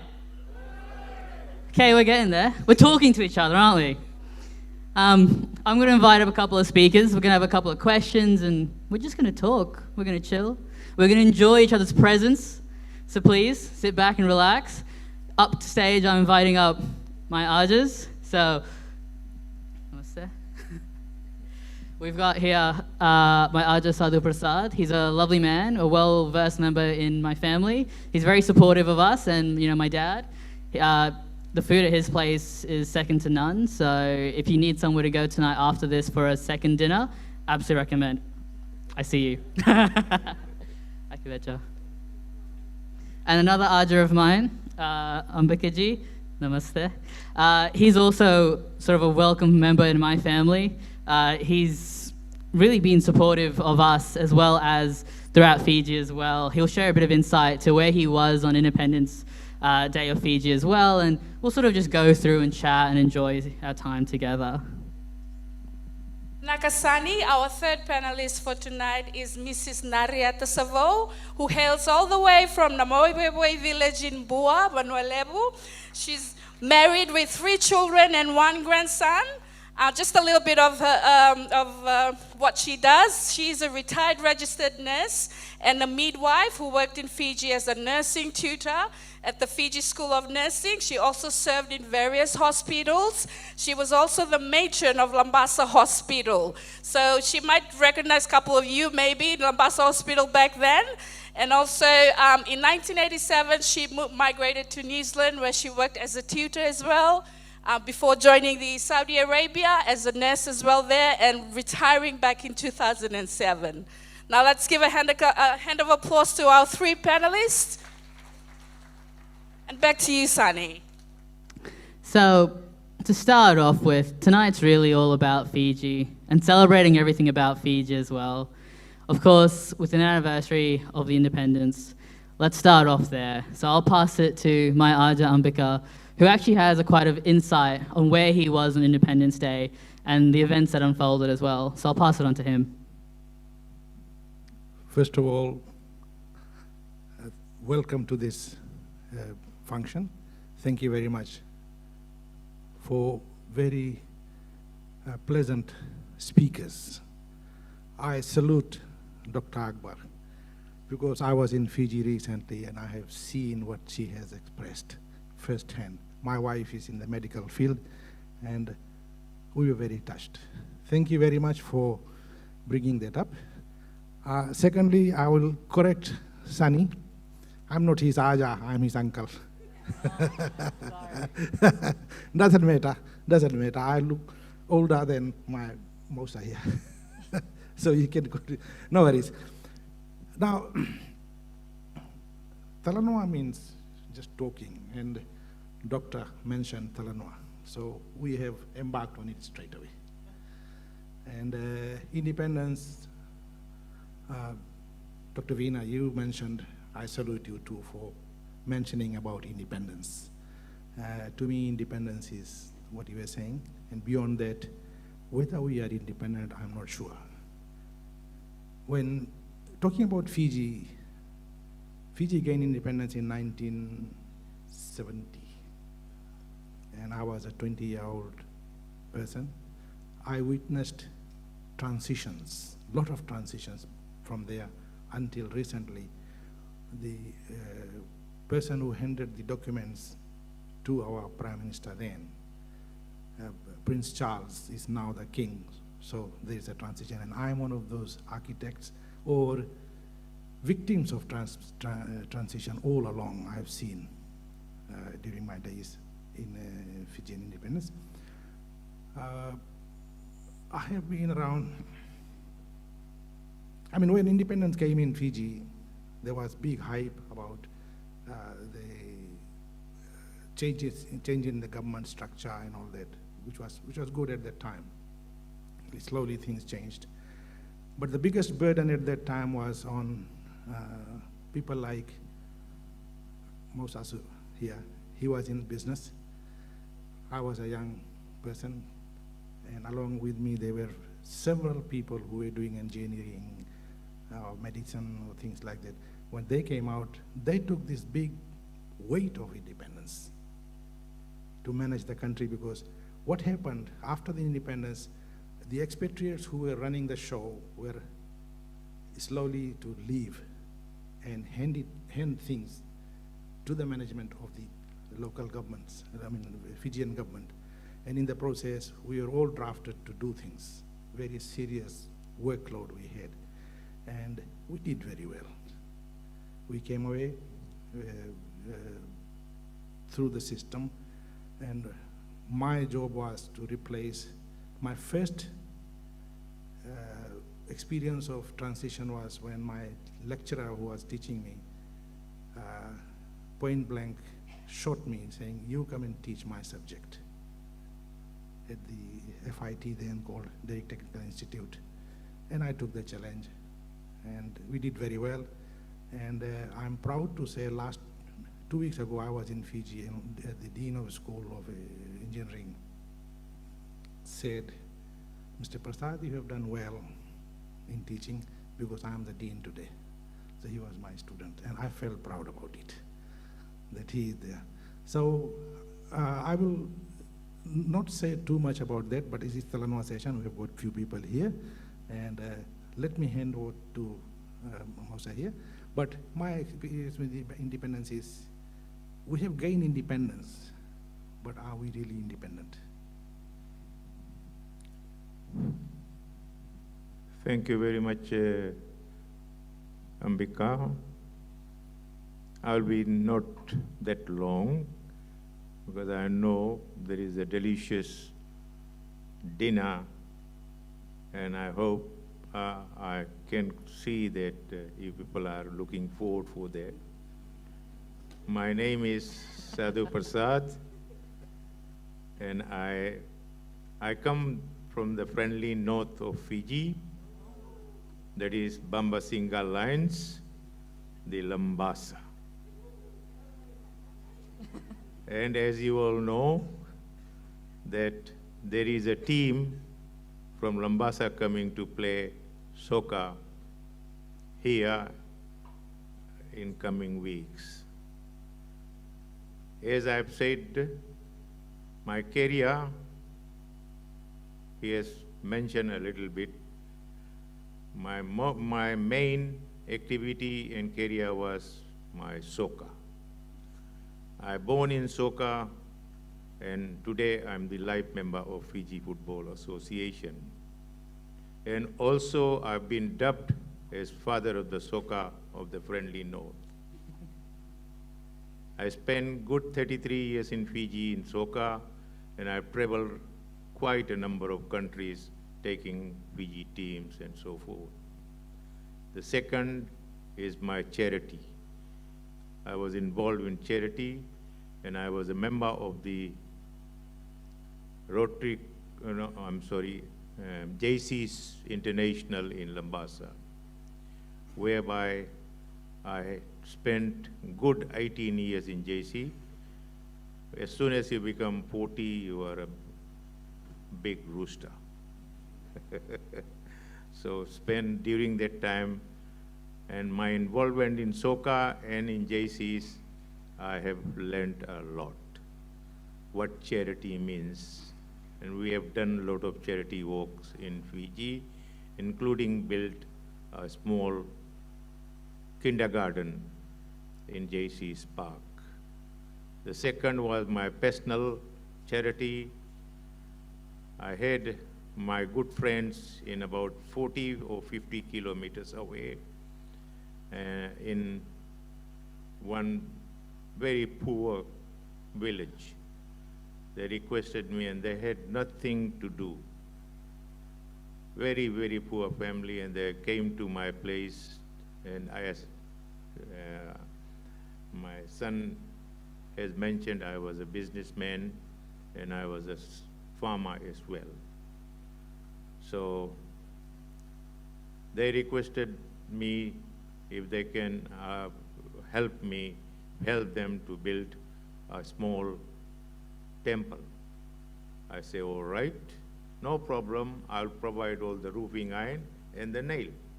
And you go and chop off all the timber and other things to build it up. You can easily do it. Oh, yes, yes, I can do it.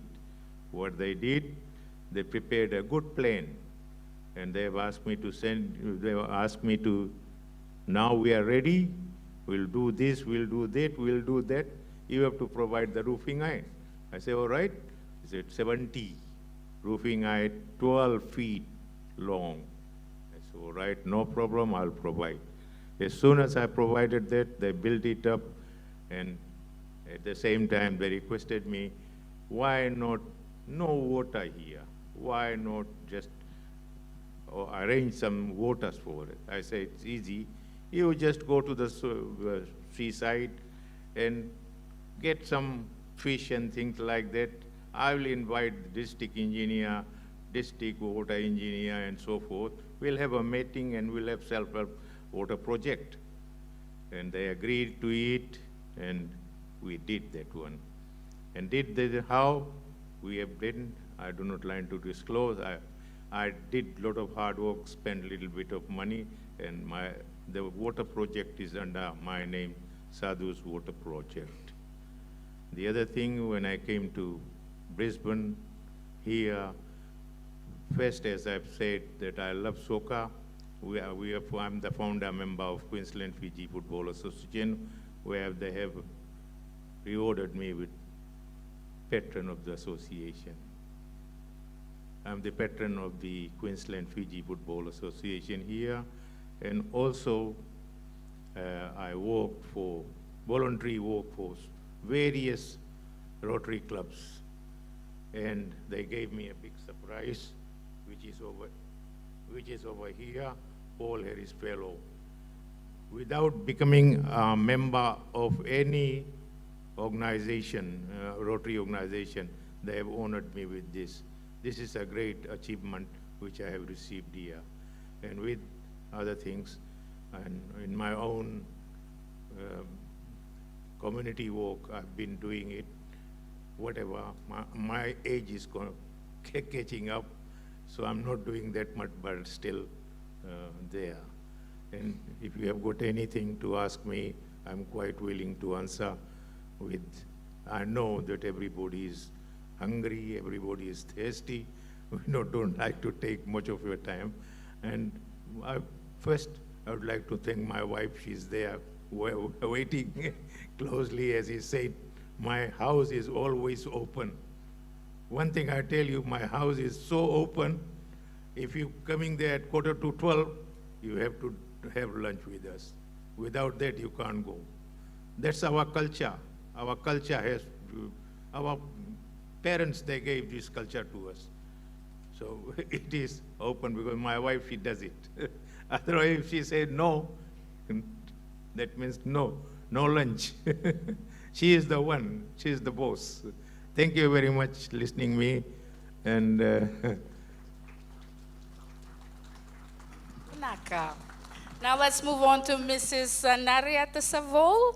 Mrs. Nariata Savo, just a question for you. What can you remember back on the Fiji Day Independence? Where were you? What were you doing? If you can just enlighten the crowd tonight and share a little bit of your journey on that day. Thank you, Alice, and thank you to the organizers who have asked me to be part of this. I was not really expecting this big crowd, but anyway, that's nothing new to me, but yeah, I thank God that I'm here today, that I can do something or say something, or as we say, talk to me. You know, it's nice talking, and I love talking. She only gave us about, 12 minutes or 15 minutes or something, and which is it's not long enough anyway.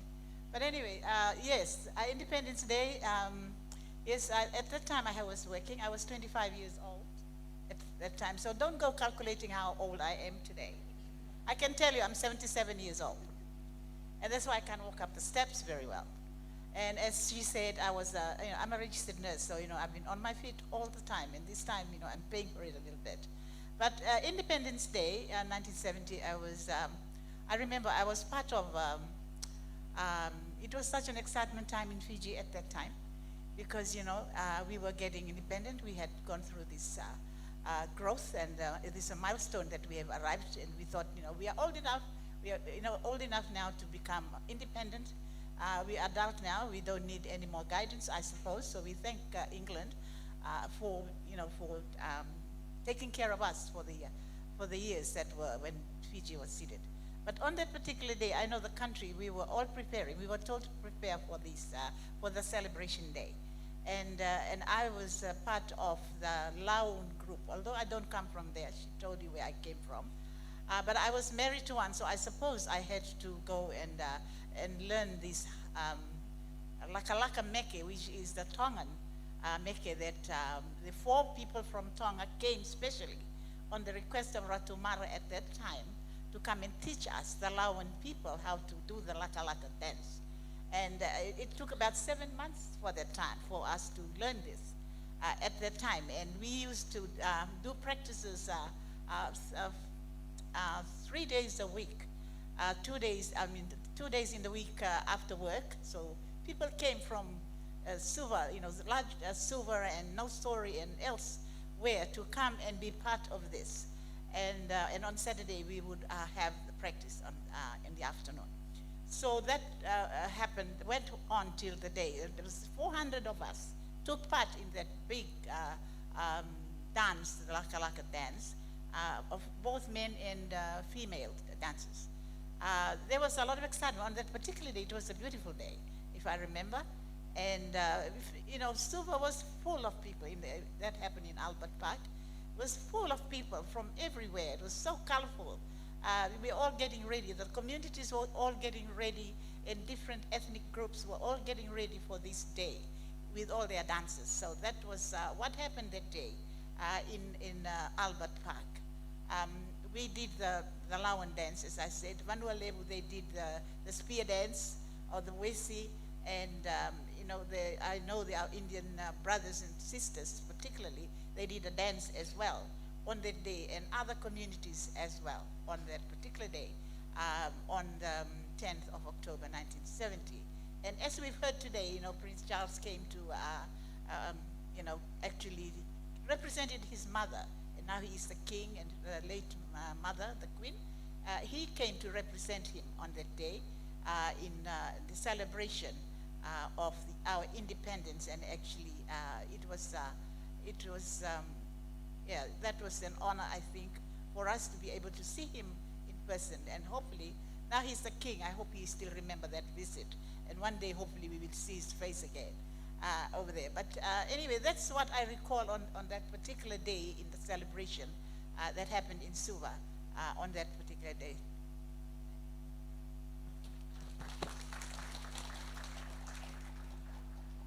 Just another question before we maybe ask the same question to the two gentlemen. Mrs. Savo, what can you tell the difference between Fiji now and Fiji then, back then?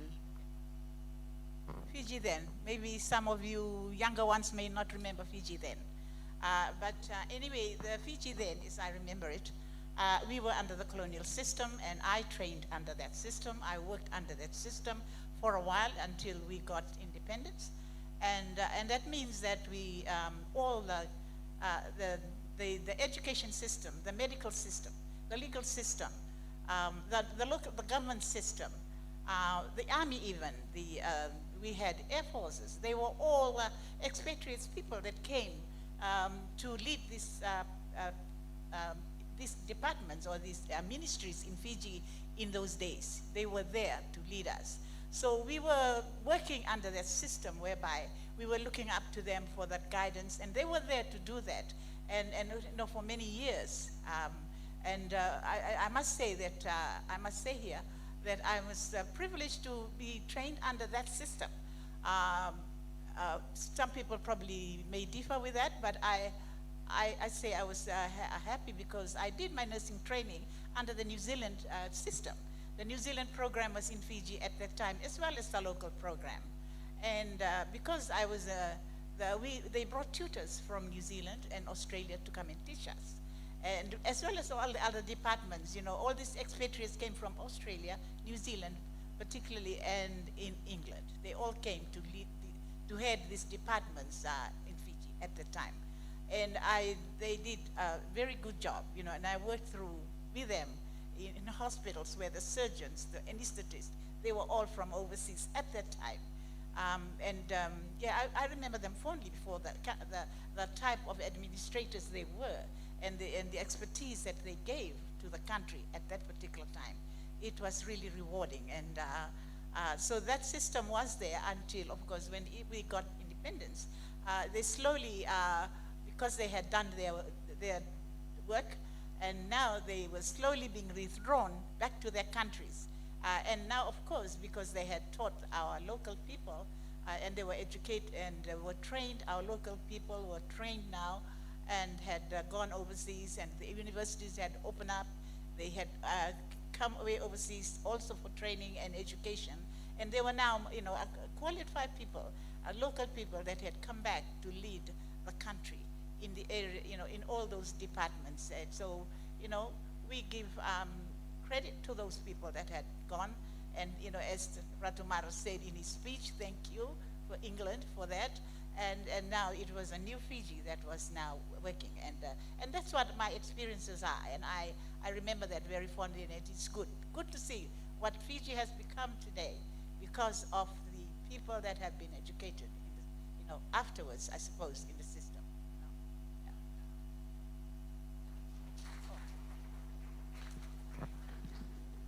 I think being wary of time, I think we've sort of covered a lot of topics here, and I hope it's been insightful for everyone as well. I will be cutting the talk short, unfortunately, so I do hope you forgive me for that one, but we will continue to move forward with the program. So can we please once again thank everyone for their time and speaking on stage as well? Let's have some music. Let's give a round of applause to our panelists who we're fortunate enough to have them here on our celebration tonight.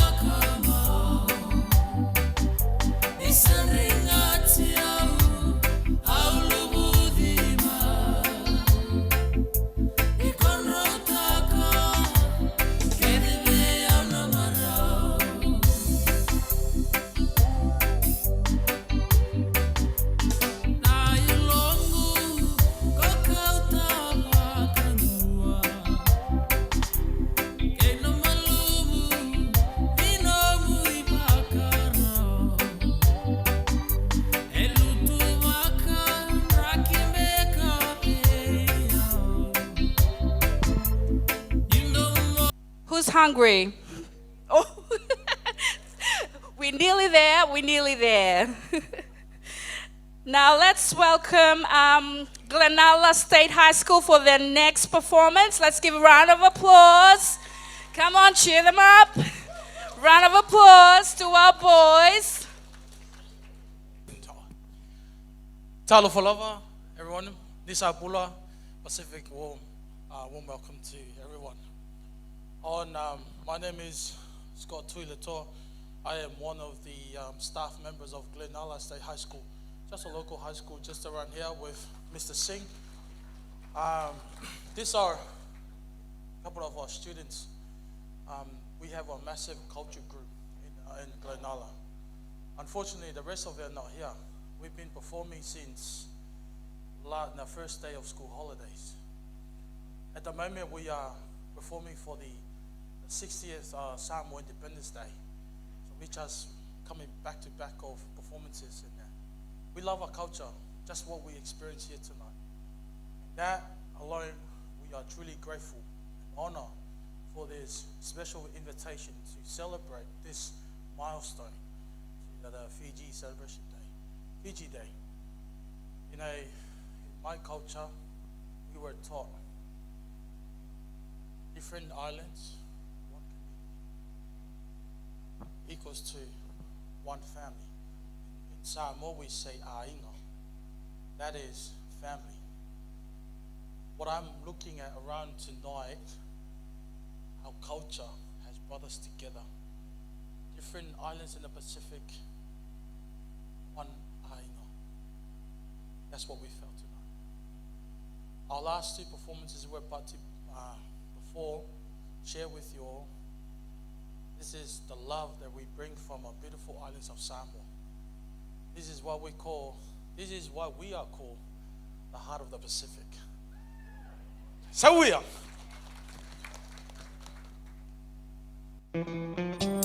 Tama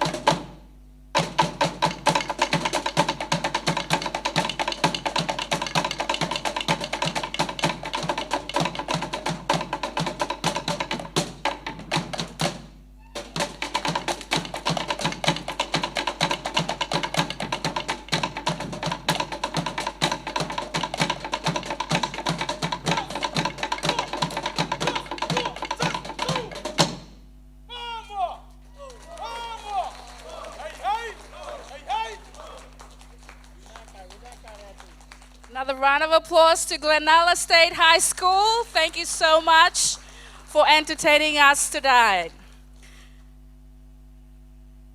Now to the last item of the night. I know that you're all hungry. Food, I can smell some lovo at the back there, so we're nearly there. I'll now invite the JD family, Jitendra Deo and the family to do the vote of thanks. Let's give a round of applause to the family. Once again, good evening, everyone, and thank you very much for being here tonight. First and foremost, it's great to see all the lovely people here and always supporting us in our endeavors.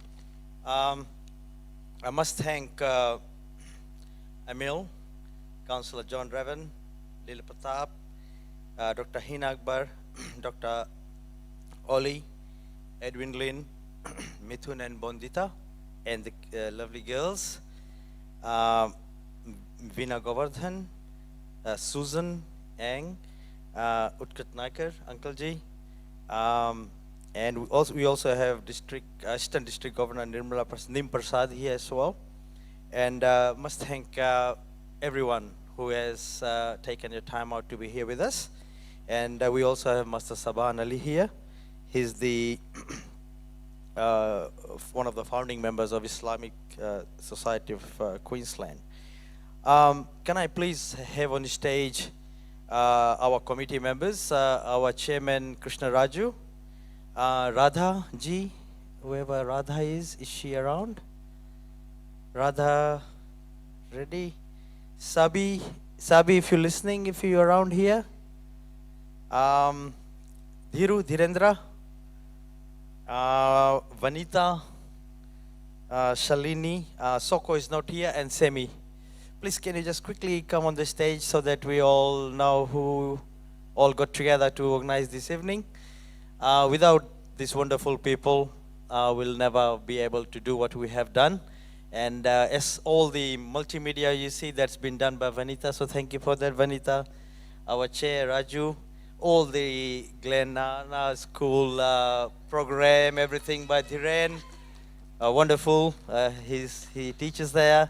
Sabi is looking after all our guests. Radhaji, she has done a lot of decorations, so thank you for that. And who else is here? Celine is not, and Semi. Semi, my brother from another mother. So thank you so much for that, guys. And Shalini, thank you guys for being here with us. And I must thank Alici. I think she deserves a round of applause. She's done a wonderful work. Radio Brisbane, Jatish Bhai, who is broadcasting live. Thank you, Jatish Bhai. And we also have Radio Brisbane team here. Ambika ji is here. Bhai Parma is here. Sue is here. And Hafiz Ali is here as well. So thank you guys for being here and joining us. And also we have Ilisoni, well known as Sony, doing the live stream for us. Thank you, mate. And Kwana, our photographer. So you will see him running around with his camera. So please do give him a nice pose. I think I've seen last pictures and haven't been able to share that with you, but we'll do. And also all these kids that we have been watching performing here, they're mostly our island neighbor kids like Samoans and Tongans. So that's so lovely for them to be here. And I must thank everyone for coming here. And if I've missed anyone, my apologies. And thank you once again.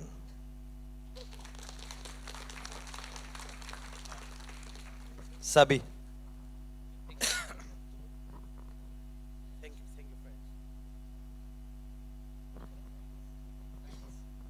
Since you saw some guys running around, that's Harry and Rain in the back. They've been helping us out all day with the food and just with all the setup. So if any onions are a bit crooked, it's all on Harry. Don't look at me. Thanks, guys.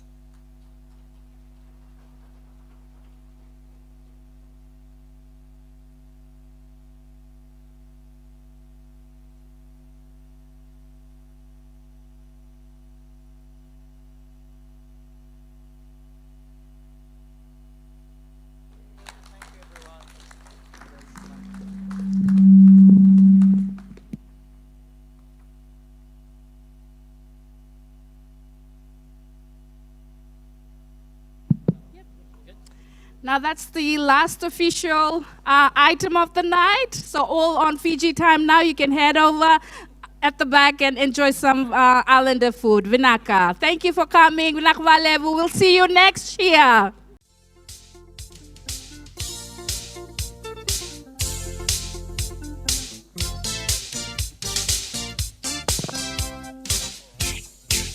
See